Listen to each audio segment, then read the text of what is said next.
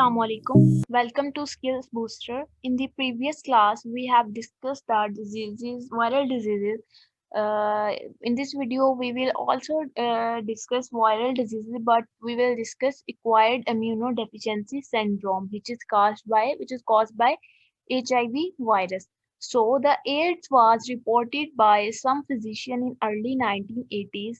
अब जो है हमारे पास एड्स जो है ये 1980s में कुछ फिजिशियन ने इसको रिपोर्ट किया कि उन्होंने कुछ सिम्टम्स देखे, कॉम्प्लेक्स सिम्टम्स देखे, जिसमें सिम्टम्स में था कि सीवियर निमोनिया हो रहा था, वस्कुलर कैंसर हो रहा था, यानी वेसल्स में कैंसर हो रहा था, सडनली किस पेशेंट का जो है वो वेट लॉस हो रहा था, या फिर लिम्फ नोड्स जो कि हमारे लिम्फेटिक सिस्टम में मौजूद होते हैं वो उनमें स्वेलिंग हो रही थी, या फिर जो है इम्यून फंक्शन जो है वो लॉस्ट हो रहा था। तो उन्होंने, जो फिजिशियन थे, उन्होंने ये सिम्टम्स देखे 1980 में। फिर उन्होंने ये ऑब्जर्व किया कि जिन लोगों में, जिन पेशेंट्स में ये सिम्टम्स शो हो रहे हैं, मोस्टली जो हैं, ऑलमोस्ट ऑल ऑफ दीज जो हैं वो होमोसेक्सुअल हैं। अब ये देखा गया कि आफ्टर सम टाइम, पहले तो ये देखा गया था कि जो होमोसेक्सुअल हैं उनमें ये सिम्पटम्स आ रहे हैं और ये डिज़ीज़ हो रही है। अभी पता नहीं था कि ये डिज़ीज़ क्या है और क्यों हो रही है, ठीक है? और फिर उसके बाद ये डिस्कवर किया गया कि ये डिज़ीज़ जो है कुछ नॉन होमोसेक्सुअल पेशेंट्स में भी पाई गई। अब जो है ये जब ये पता चला कि ये नॉन होमोसेक्सुअल पेशेंट्स में भी पाई जा रही है, तो ऑब्ज़र्व किया गया, उसके बाद ऑब्ज़र्वेशन स्टार्ट हुई, तो ये ऑब्ज़र्व किया गया कि उन पेशेंट्स को जो है वो उनको ब्लड ट्रांसफ्यूज़न हुई थी, या फिर उनको ब्लड प्रोडक्ट्स दिए गए थे। अब यानी ये जो हैं वो दूसरे पेशेंट्स की तरफ से ये उनको ब्लड वगैरह लगा था, या फिर इस तरह के कुछ ब्लड प्रोडक्ट्स उनको दिए गए, जिसकी वजह से उनमें भी ये नॉन होमोसेक्सुअल पेशेंट्स में भी ये बीमारी नज़र आने लगी। अब 1984 में जो है Pasteur institute in France and national institute in US से जो है उसने ये आइडेंटिफाई किया कि जो एजेंट है, causative agent of this disease. अब जो है ये देखा गया 1984 में, इसका कॉजेटिव एजेंट जो है वो फाइंड किया गया, और अब 1986 आ गया, तो 1986 में उसको नेम दिया गया HIV. HIV means, HIV stands for human immuno deficiency virus. अब जो है उसको, वायरस को हमने डिटेक्ट भी कर लिया, उसको नाम भी दे दिया। अब जो है, अब देखा गया कि इसकी फिजियोलॉजी क्या है, यानी फिजियोलॉजी क्या है उसकी देखी गई कि यानी उसका स्ट्रक्चर क्या है, वो किस तरह जो है वो अपना फंक्शन परफॉर्म करता है। अब जो ये देखा गया कि एचआईवी जो है वो मेजरली टी लिम्फोसाइट जो हैं उनको इन्फेक्ट करता है। यानी एचआईवी जो है वो बॉडी में जाकर टी लिम्फोसाइट पे जो है वो इफेक्ट करता है, उनको इन्फेक्ट करता है, which is the major component of immune system. अब जो टी लिम्फोसाइट हैं वो मेजर कंपोनेंट थे, इम्यून हैं, बल्कि मेजर कंपोनेंट है इम्यून सिस्टम का। तो जब एचआईवी जाके उनको इन्फेक्ट करेगा, तो ज़ाहिर-सी बात है कि हमारी इम्यूनिटी जो है वो लो होगी। इम्यूनिटी लो होगी तो और बहुत सारी डिजीज़ेज़ जो हैं वो आकर बॉडी को लग जाएँगी। As a HIV infection continues in the host, the decrease T helper lymphocyte result in failure of immune system and infected person become susceptible to other disease। अब जो है एचआईवी आएगा, आकर टी लिम्फोसाइट को infect करेगा। अब T lymphocyte को infect करेगा तो उससे क्या होगा कि बॉडी में जो टी लिम्फोसाइट्स हैं उनकी अमाउंट जो है, उनका नंबर जो है वो बॉडी में कम होना शुरू हो जाएगा। अब जो है टी लिम्फोसाइट का नंबर कम हो गया, तो बॉडी इम्यूनिटी कैसे प्रोवाइड करेगी? बॉडी की इम्यूनिटी तो अब लो हो जाएगी। अब बॉडी की इम्यूनिटी अगर लो हो जाएगी, तो दूसरी भी जो डिजीजेस हैं वो बॉडी को लगने का खतरा है। अब cell in the central nervous system can also be infected by HIV. अब एचआईवी इतना डेंजरस है कि जो हमारे पास सीएनएस है उसके सेल्स को भी ये इन्फेक्ट कर सकता है।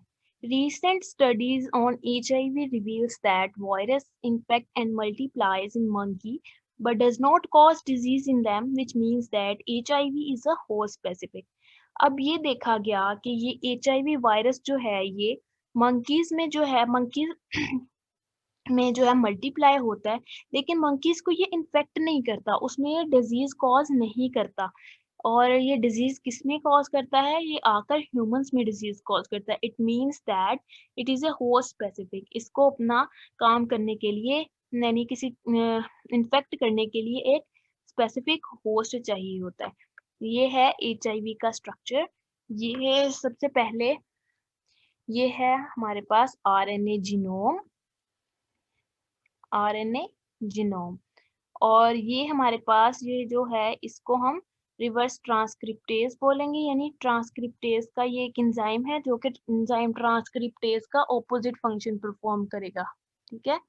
और ये है हमारे पास प्रोटीन कैप्सिड, यानी जो डीआरएनए है वो इस कैप्सिड के अंदर इनक्लोज्ड है। ठीक है। अब ये जो है ये वायरल इन्वेल्प है, और ये हमारे पास स्पाइक्स हैं, इन्वेल्प्ड स्पाइक्स। ये है overall structure of HIV. Then है हमारे पास कि ये एचआईवी जो है ये ट्रांसमिट कैसे होता है। अब हम देखते हैं कि एचआईवी जो है ये कैसे एक दूसरे को ट्रांसमिट होता है। सबसे पहले सबसे मेन फर्स्ट ऑफ ऑल जो है हमारे पास जो बड़ी वजह है वो है सेक्सुअल कांटेक्ट। सेक्सुअल कांटेक्ट होगा तो एचआईवी बॉडी टू बॉडी जो है वो ट्रांसमिट होगा। कांटेक्ट विद ब्लड, अब जो है अगर हमारे पास एचआईवी का पेशेंट है, उसके ब्लड के साथ अगर हमारा कांटेक्ट हो जाता है, ठीक है, तो हमें एचआईवी होने का खतरा है। या फिर अगर मदर जो है वो एचआईवी पॉजिटिव है और वो ब्रेस्ट फीडिंग कराती है अपने चाइल्ड को, तो उसके चाइल्ड में भी जो है वो एचआईवी पॉजिटिव होने का खतरा है। Health care workers can also acquire, अब जो है हेल्थ केयर वर्कर्स जो हैं वो अपनी प्रोफेशनल एक्टिविटीज करते हुए उनको बहुत ज्यादा एहतियात करनी पड़ती है, क्योंकि अगर ब्लड से कांटेक्ट हो गया तो एचआईवी जो है वो ट्रांसमिट हो जाएगा और हेल्थ केयर वर्कर को भी एचआईवी पॉजिटिव होने का खतरा है। इसलिए उनको जो है एचआईवी पेशेंट के साथ डायरेक्ट कांटेक्ट नहीं करना चाहिए, यानी ग्लव्स यूज करने चाहिए, मास्क वगैरह यूज करने चाहिए, यानी ब्लड ट्रांसफ्यूजन नहीं होनी चाहिए किसी भी तरह। Avoiding the direct contact with HIV is important measure for preventing the disease. Prevention of intravenous drugs, सबसे बड़ी वजह HIV के ट्रांसफर होने की है यूज्ड सिरिंजेस का यूज करना। यानी आपने देखा होगा कई जगहों पे, अब तो नहीं होता, खैर पहले होता था कि सिरिंजेस यूज कर ली जाती थी, उसको रख लिया जाता है वैसे ही और पेशेंट को लगा दी जाती। अब क्या होता है कि फॉर एग्जांपल पहला पेशेंट जिसको वो सिरिंज लगाई गई है वो एचआईवी पॉजिटिव था, अब वही सिरिंज नॉर्मल पेशेंट को लगा दी गई है तो क्या होगा कि वो भी एचआईवी पॉजिटिव हो जाएगा। इस तरह ये बीमारी बहुत तेजी से फैल जाती है। और फॉर सर्जिकल इंस्ट्रूमेंट्स जो होते हैं उनसे भी ये बीमारी, अगर उनको स्टेराइल ना किया जाए तो उनसे भी एचआईवी फैलने का खतरा होता है। अब जो है एचआईवी की वैक्सीन जो है वो बना भी ली गई है और 2001 में साउथ अफ्रीका में इसकी एडमिनिस्ट्रेशन स्टार्ट भी हो गई है। अब हम देखते हैं इसका लाइफ साइकिल एचआईवी का। एचआईवी जो है हमने देखा था कि ये होस्ट स्पेसिफिक है। अब ये जो है हमारे पास ये टी लिम्फोसाइट है, यानी व्हाइट ब्लड सेल है। अब इधर हमारे पास ये CD4 रिसेप्टर है। एचआईवी आएगा, आकर इधर उसकी अटैचमेंट होगी और अटैचमेंट होने के बाद क्या होगा कि एडसॉर्प्शन होगी और इसका जो ये हमारे पास आरएनए है ये सेल के अंदर चला जाएगा। अब सेल के अंदर चला गया तो यहाँ पर हमारे पास मौजूद है रिवर्स ट्रांसक्रिप्टेज। ठीक है। अब जो रिवर्स ट्रांसक्रिप्टेज है वो कन्वर्ट कर देगा वायरल डीआरएनए को डीएनए में। ठीक है, ये डीएनए आरएनए हाइब्रिड बन गया, देन हमारे पास डीएनए बनेगा। अब जो डीएनए हमारे पास बन गया ये जाएगा सेल के न्यूक्लियस के पास। ये न्यूक्लियस में चला गया तो यहाँ पर जो होस्ट का डीएनए था उसके साथ जाकर ये जो है इसने ये देखें ये अटैच हो गया। ठीक है। अब जो है इधर से हमारे पास बना आरएनए, आरएनए बना। आरएनए जो है वो बाहर आया न्यूक्लियस से और इसने जो है यहाँ पर वायरल प्रोटीन्स बनाई, उसके पार्ट्स बनाए और देन जो है इधर अटैचमेंट हुई, मतलब सारे पार्ट्स जो हैं वो इकट्ठे हुए और नया जो है वो हमारे पास HIV जो है नया HIV जो है वो बन गया और बन के इधर से जो है वो सेल ब्रस्ट हुआ और HIV ये मेम्ब्रेन जो है ये होस्ट की ही मेम्ब्रेन ली है, ठीक है। होस्ट की मेम्ब्रेन लेगा और सेल से बाहर निकल जाएगा और नए जो है नए लिम्फोसाइट्स उसको जो है वो इन्फेक्ट करेगा। अब देखते हैं सबसे पहला स्टेप है हमारे पास attachment, entry and uncoiling. The virion enter the host cell and is uncoated in the cytoplasm. अब फर्स्ट ऑफ ऑल क्या होगा कि ये यहाँ पर अटैच होगा, इसकी अनकॉइलिंग होगी और ये जो हमारे पास आरएनए है ये साइटोप्लाज्म में चला जाएगा। देन सेकंड स्टेप है रिवर्स ट्रांसक्रिप्शन एंड इंटीग्रेशन। अब रिवर्स ट्रांसक्रिप्शन होगी कि वायरल डीएनए आरएनए जो है इससे डीएनए बनेगा or complete DNA double helix. The DNA then enters the nucleus, integrate into chromosomal DNA of the host and becoming as provirus. अब जो है DNA बनने के बाद क्या होगा कि ये न्यूक्लियस में चला जाएगा और वहाँ होस्ट क्रोमोसोम के साथ अटैच हो जाएगा और जिसको हम प्रोवायरस बोलते हैं, ठीक है। अब ये यहाँ से जो है then assembly and disease. Now capsid assemble around a viral RNA and a third step यहाँ है viral RNA and protein synthesis. Proviral DNA is transcribed into RNA and translated into protein. अब जो है ये हमारे पास यहाँ से इसकी ट्रांसक्रिप्शन होगी, वायरल आरएनए बनेगा। अब ये आरएनए जो होगा ये बाहर आएगा और यहाँ से इसकी फर्दर जो है वो ट्रांसलेशन होगी और प्रोटीन्स बनेंगी। Then assembly and release new capsid assemble around viral RNA and attached reverse transcriptase molecule and bud from the plasma membrane. अब क्या होगा, असेंबल हो जाएंगे इसके सारे पार्ट्स। असेंबल होने के बाद ये मेम्ब्रेन इधर से लेगा और जो है सेल से एग्जिट कर जाएगा और नए सेल्स को जो है वो इन्फेक्ट करेगा। ये तो था हमारे पास HIV का इन्फेक्शियस साइकिल। देन है हमारे पास another disease which is hepatitis.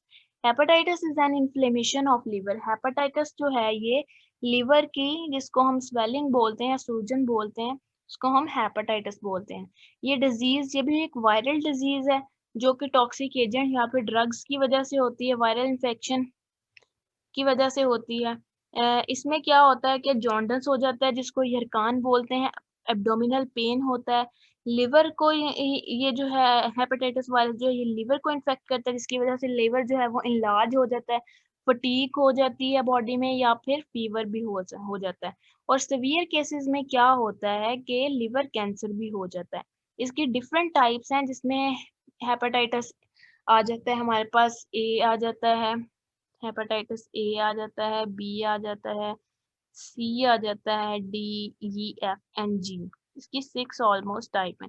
सबसे पहले है हेपेटाइटिस ए, इसको हम इन्फेक्शियस हेपेटाइटिस भी कहते हैं। इन्फेक्शियस हेपेटाइटिस मतलब इन्फेक्शन की तरह फैलता है। ये transmitted by contact with feces from infected individual. अब इन्फेक्टेड इंडिविजुअल है उसके फीसिस से अगर इनमें कॉन्टैक्ट होगा तो हमारे पास हेपेटाइटिस ए हो जाएगा पेशेंट को। अब हेपेटाइटिस बी जो है इसको सीरम हेपेटाइटिस बोलते हैं, जो कि अगर ब्लड वगैरह ब्लड ट्रांसफ्यूजन वगैरह से जो होता है। Hepatitis C formerly non A non B hepatitis. Hepatitis C जो है वो ए भी नहीं है बी भी नहीं है, जो पास होता है through blood transfusion from mother to child during pregnancy and afterward by sexual contact. अब जो है हेपेटाइटिस सी वायरस है ये ड्यूरिंग प्रेगनेंसी जो है वो मदर से चाइल्ड में ये ट्रांसफर हो सकता है या फिर सेक्सुअल कांटेक्ट की वजह से भी हो सकता है। हेपेटाइटिस डी जो है हमारे पास इसको डेल्टा हेपेटाइटिस बोलते हैं। और जो हेपेटाइटिस ई है ये भी ट्रांसमिट होता है through feces of an infected person. अब एक इन्फेक्टेड पर्सन है उसके फीसिस से अगर कांटेक्ट हो जाता है तो हेपेटाइटिस ई होगा।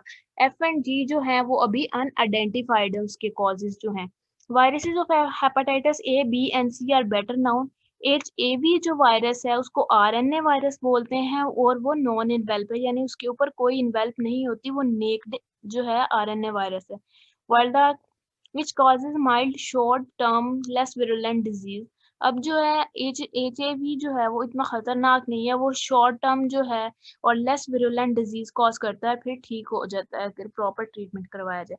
और हेपेटाइटिस सी जो है जिसको आरएनए वायरस बोलते हैं, ये इन्वेल्प्ड वायरस है, यानी इसके इर्द गिर्द जो है वो रैपिंग होती है, causes infectious hepatitis, infusion hepatitis. ये जो है ये इन्फ्यूजन हेपेटाइटिस कॉज करता है। पिछले कुछ सालों में ये हेपेटाइटिस सी वायरस जो था ये बहुत कॉमन हो गया था।